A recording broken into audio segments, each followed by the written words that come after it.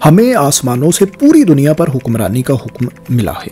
Koreans हमारी अताअत कबूल कर चुके, लेकिन आपकी तरफ से हमारे दरबार में कोई नुमाइंदा नहीं भेजा गया और ना ही आपने हमारे साथ दोस्ताना ताल्लुकात की ख्वाहिश का इजहार किया है। यकीनन आप हमसे बेहतर ताल्लुकात ही चाहते होंगे और ऐसा आपकी लाइल्मी की वजह से हुआ होगा।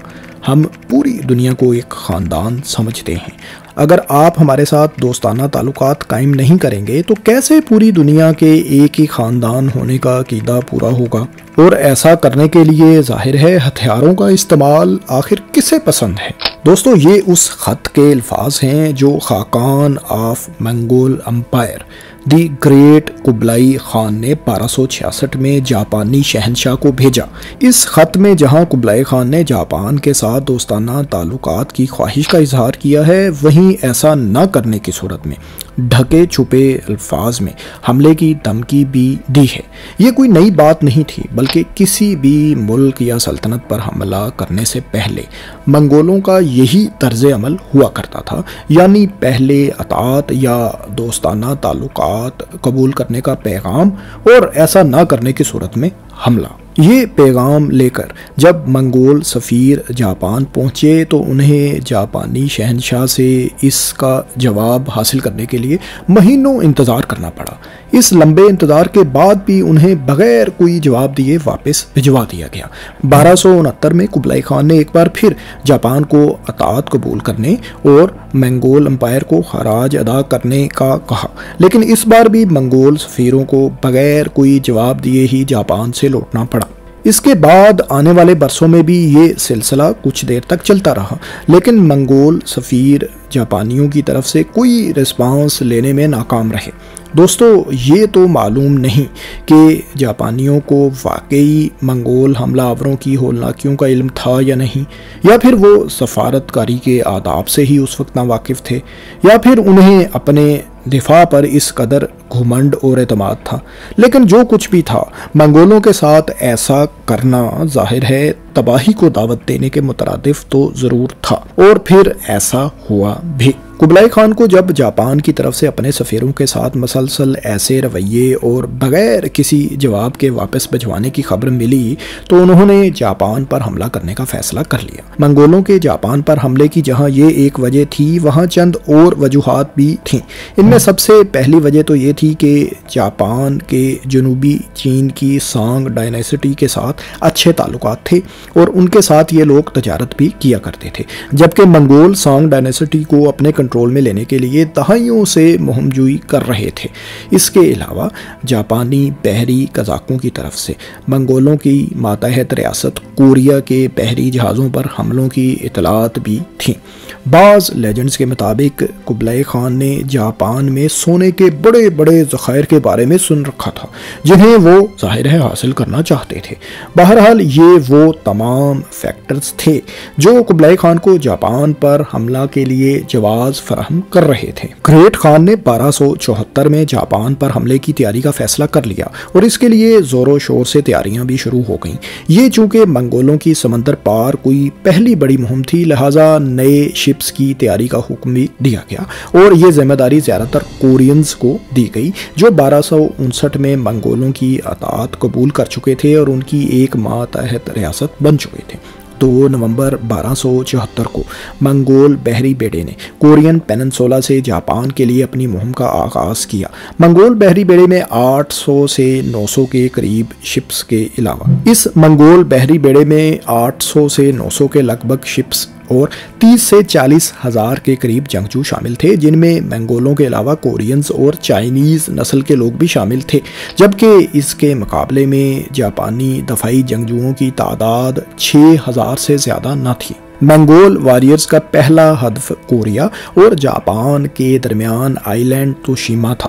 कोरिया से रवानगी के 3 रोज़ बाद मंगोल वॉरियर्स ने तोशीमा जजीरे पर अपना पड़ाव डालना शुरू किया। मंगोलों के एक बड़े बहरी बेड़े को देखते हुए जजीरे पर मौजूद जापानी फोर्सेस ने मुज़ाकरात की कोशिश भी की, लेकिन जाहिर है इसे कबूल नहीं किया गया। इसके बाद फिर मंगोल वॉरियर्स ने इन दिफाई फोर्सेस पर हमला कर दिया। जापानियों ने अच्छी मज़ाहमत की, लेकिन जाहिर है इतनी बड़ी तादाद के सामने वो बेबस थे और जल्द ही जजीरे का कंट्रोल मंगोलों के हाथ में चला गया। इसके बाद मंगोल जंगजू आइकी जजीरे की तरफ बढ़े। यहाँ भी जापान की दफाई फोर्सेस ने हमलावर मंगोलों का खूब मुकाबला किया, लेकिन मेनलैंड जापान की तरफ से मजीद कुम्क और सप्लाईज न मिलने की वजह से जापानीज़ मुज़ाहमत ज़्यादा देर तक जारी ना रह सकी और दम तोड़ गई और ये जजीरा भी मंगोलों के कंट्रोल में चला गया। इसके बाद मंगोल बहरी बेड़ा अपने अगले मेन और असल हदफ यानी मेनलैंड जापान की तरफ रवाना हुआ।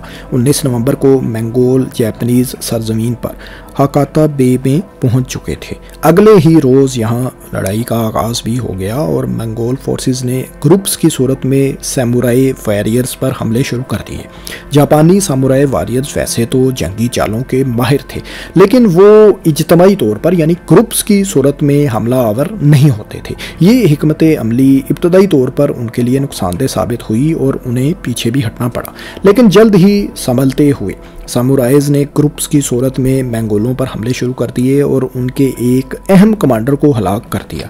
कमांडर की हलाकत के बाद मंगोलों ने वापस अपने बहरी जहाज़ों में पनाह ली और अगले रोज़ नया हमला करने का फैसला किया। मंगोलों को चूँकि ये ख़तरा बहरहाल था कि जापानी रात की तारीकी में हमला कर सकते हैं, लिहाजा उन्होंने रात के वक्त अपने शिप्स को साहिल से कुछ दूर गहरे पानियों में ले जाने का फैसला किया ताकि महफूज रह सकें।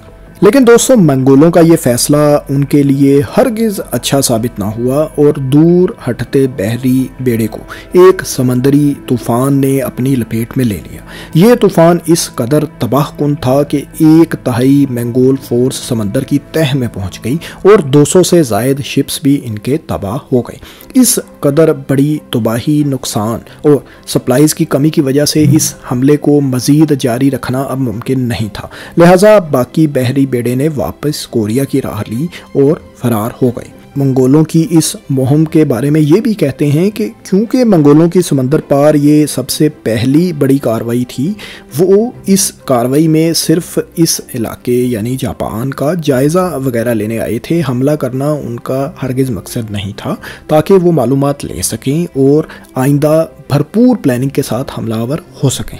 खैर दोस्तों, इस तबाही के बाद मंगोल सरेंडर तो कर चुके थे, लेकिन जापान को अपनी मातहत रियासत बनाने की कुबलाई खान की ख्वाहिश हरगिज़ अभी ख़त्म नहीं हुई थी।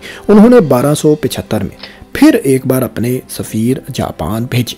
अब की बार भी जब जापानी शहनशाह ने उन्हें जवाब ना दिया तो वो कोई जवाब लाजमी लेकर जाने की ज़िद पर अड़ गए। जापानी हुकूमत ने इस दफ़ा जवाब तो दिया, लेकिन ये वो रिस्पॉन्स था जिसके बारे में शायद मंगोलों ने कभी भी ना सोचा होगा। जापानी शहनशाह के हुक्म पर मंगोल सफ़ीरों के सर कलम कर दिए गए। इस वाक़े की इतला कुबलाई खान के पास पहुंची, लेकिन वो फौरी तौर पर दूसरा हमला जापान पर करने की पोजीशन में नहीं थे। सांग डायनेसिटी के खिलाफ चूँकि उनकी एक लंबे अरसे से जारी मुहिम फैसला कुन मोड़ पर थी, लिहाजा वो इसे दरमियान में नहीं छोड़ सकते थे और इसके साथ ही एक नया महाज खोलना भी जाहिर है अक्लमंदी नहीं थी। जापानी क्योंकि अब पहले से इल्म रखते थे कि मंगोल हमला ज़रूर करेंगे, लिहाजा सांग डायनेसिटी में मुहिम पर कुबलाई खान की तवज्जो का फ़ायदा उठाते हुए उन्होंने अपने साहिलों पर मंगोल हमला आवरों को रोकने के लिए हाकाता बे के इतराफ 20 किलोमीटर लंबी और 2 मीटर तक ऊंची हिफाजती दीवार तामीर कर ली। 1279 में कुबलाई खान ने फिर सफारतकारी से जापान को अपनी अतात कबूल करने का पैगाम भेजा, लेकिन इस बार भी उनके सफ़ीरों के सर कलम कर दिए गए। सांग डायनेसिटी चूँकि अब मंगोलों के कंट्रोल में आ चुकी थी, लिहाजा अब की बार कुबलाई खान ने जापानियों को इस बदसलूकी का सबक सिखाने का फैसला किया और इसके लिए तैयारियों का आगाज़ भी कर दिया। 1281 में इस मुहिम पर जाने के लिए 4400 शिप्स तैयार हुए और 1,40,000 से ज़ायद जंगजू जापान की मुहिम पर रवाना किए गए। जापान की दूसरी मुहिम पर जाने वाले बहरी बेड़े को 2 हिस्सों ईस्टर्न फ्लीट और सदर्न फ्लीट में तकसीम किया गया। ईस्टर्न फ्लीट में 900 के करीब बहरी जहाज़ जबकि 40,000 से ज़ायद जंगजू शामिल थे और इस फ्लीट ने कमोबेश वही रास्ता इख्तियार किया जो मंगोलों ने 1274 के हमले में भी इख्तियार किया था। इसके बरक्स सदर्न फ्लीट में 3500 शिप्स और 1 लाख से जायद वॉरियर्स शामिल थे, जिनमें ज़्यादातर तादाद चाइनीज़ की थी। ईस्टर्न फ्लीट ने मई 1281 के आखिर में अपने सफ़र का आगाज़ किया और 9 जून को तोशिमा जबकि 14 जून को आइकी आइलैंड पर हमला किया। 1274 के पहले हमले के बाद तर्क कर दिए गए ये दोनों जज़ायर को एक मरतबा फिर अपने ज़ेर असर करने के बाद ईस्टर्न फ्लीट मेनलैंड जापान की तरफ रवाना हुआ, जिसे बाद में सदर्न फ्लीट ने भी ज्वाइन कर लिया। इस बार जापानी पहले की निस्बत ज़्यादा तैयारी के साथ मौजूद थे। जुलाई के आखिर और अगस्त में जब मंगोलों ने जापान पर हमला किया तो उन्हें शदीद मुज़ाहमत का सामना करना पड़ा। जापानियों की तामीर की गई हिफाजती दीवार मंगोलों की पेशकदमी में इंतहाई बड़ी रुकावट बन चुकी थी। इस पर मज़ीद ये कि सैमुराई रात के वक्त छुप कर मंगोल फ्लीट के शिप्स पर हमलावर होते और उन्हें तबाह कर देते। हफ्तों तक ये लड़ाई जारी रही और अब मंगोलों के पास सप्लाई की कमी भी होना शुरू हो चुकी थी। मज़ीद पेशकदमी ना होने, रात की तारीकी में अचानक होने वाले हमलों और सप्लाईज़ की कमी की वजह से अब मंगोल वॉरियर्स की इस मुहिम में वो शिद्दत नहीं रही थी जो आगाज़ में थी। बिलाखिर 14 अगस्त 1281 को एक मरतबा फिर मौसम ने मदाखलत की और एक बड़े समंदरी तूफ़ान ने मंगोलों का 2/3 फ्लीट तबाह कर रख दिया। इस तबाही की 2 बड़ी वजूहात मौरखीन बताते हैं। एक तो ये कि मंगोल समंदर पार मुहिम के इतने माहिर नहीं थे, यानी बहरी अमूर में उनको कोई खासा तजर्बा हासिल नहीं था, जबकि उनके शिप्स भी क्योंकि जल्दबाजी में तैयार किए गए थे अचानक हमले के लिए, इसलिए वो समंदरी तूफ़ानों का मुकाबला करने की सलाहियत भी उस कदर नहीं रखते थे, यानी निस्बतन कमज़ोर थे। इसके अलावा मंगोलों ने रात की तारीकी में जापानियों के हमलों से बचने के लिए अपने शिप्स को एक दूसरे के साथ बांध भी रखा था। इसका नुकसान ये हुआ कि तूफ़ान के दौरान कई शिप्स एक साथ बंधे होने की वजह से एक ही साथ समंदर की तह में पहुंच गए। इस तबाही के बाद जो मंगोल साहिल समंदर पर जापानी सरजमीन पर बच गए थे उनको भी जापानियों ने ख़त्म कर दिया। अंदाज़ों के मुताबिक इस दूसरी मुहिम के दौरान 2/3 मंगोल फ्लीट तबाह हो गया था और बाकी बचने वालों ने वापसी की राह ली थी। यूं मंगोलों की इस मुहिम का अंजाम भी तबाही की सूरत में ही हुआ, जो मंगोल वॉरियर्स के लिए एक इबरतनाक शिकस्त थी। इसके बाद मंगोलों ने कोई बड़ी कार्रवाई जापान के ख़िलाफ़ कभी नहीं की। ये वो ज़माना था जब मंगोल एम्पायर वैसे भी कमज़ोर होना शुरू हो चुका था और इसी टाइम पीरियड में इन्हें कुछ मज़ीद शिकस्तों का सामना भी करना पड़ा, जिसके बारे में हम आपको पहले भी बता चुके। और इसी टाइम पीरियड के दौरान मंगोलों को कुछ और शिकस्तें भी हो चुकी थीं, जिनके बारे में हम फिर कभी बात करेंगे। दोस्तों, मंगोलों की तरफ से जापान पर किए गए इन दोनों हमलों के बारे में जापानी कल्चर में एक बात बहुत मशहूर है कि ये दोनों तूफ़ान आसमानों से जापानी सरजमीन की हिफाजत के लिए भेजे गए थे, जिसके लिए इनके मजहबी पेशवाओं ने ख़ास तौर पर दुआओं का एहतमाम किया था। इस आसमानी मदद को कामिकाज़े का नाम दिया गया और ये टर्म तकरीबन 7 सदियों बाद फिर जंग अजीम दोम के दौरान मंजर आम पर आई, जब जापानी पायलट्स जापान को इन्वेजन से बचाने के लिए इत्तेहादी फ़ौज के बहरी बेड़ों से अपने हवाई जहाज़ों को जानबूझकर टकरा देते थे। इन पायलट्स और जहाज़ों को कामिकाज़े का नाम ही दिया गया था। दोस्तों, मंगोल एम्पायर की जापान के महाज पर 2 बार पसपाई से मुतालिक आपको ये हमारी वीडियो कैसी लगी? इस किस्म की मज़ीद दिलचस्प और मालूमाती वीडियोज़ देखने के लिए हमारे चैनल को भी सब्सक्राइब कर लें। शुक्रिया।